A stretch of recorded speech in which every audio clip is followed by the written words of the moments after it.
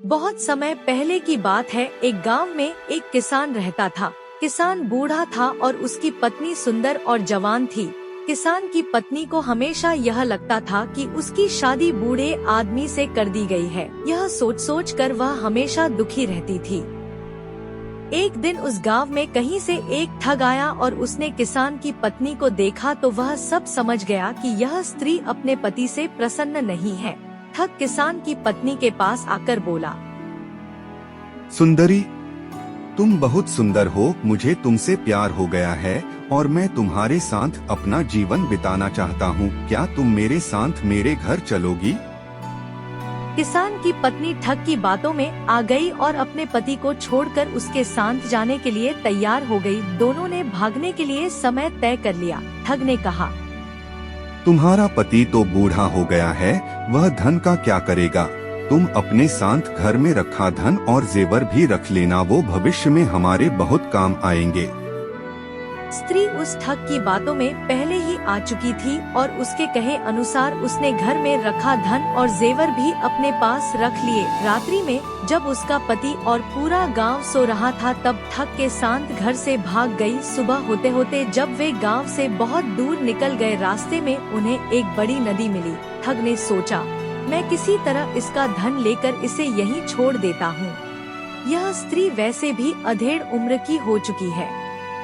मेरे पास धन रहेगा तो कई जवान सुंदर स्त्रियां मिल जाएंगी। नदी को देखकर ठग बोला, प्रिय, इतना सारा धन लेकर हम नदी को पार नहीं कर सकते। पहले मैं इस धन को नदी के पार ले जाकर किसी सुरक्षित स्थान पर रख देता हूँ, फिर तुम्हें भी नदी पार करवा दूंगा। किसान की पत्नी पहले ही ठग की बातों में आ गई थी। इस बार भी उसने बिना सोचे समझे ठग को धन की गठरी दे दी और वहीं बैठकर उसके आने का इंतजार करने लगी।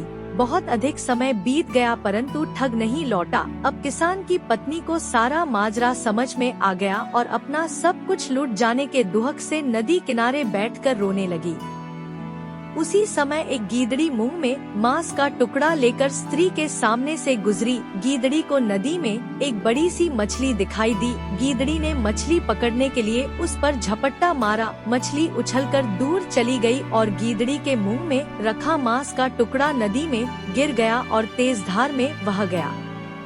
यह देखकर किसान की पत्नी गीदड़ी से बोली, अरे, तू तो अपनी मूर्खता के कारण मांस के टुकड़े और मछली दोनों से हाथ धो बैठी।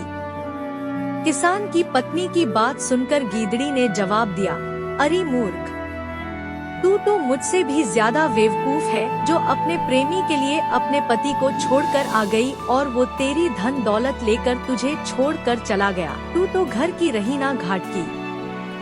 शिक्षा अपनों को धोखा नहीं देना चाहिए, अन्यथा कहीं के नहीं रहते।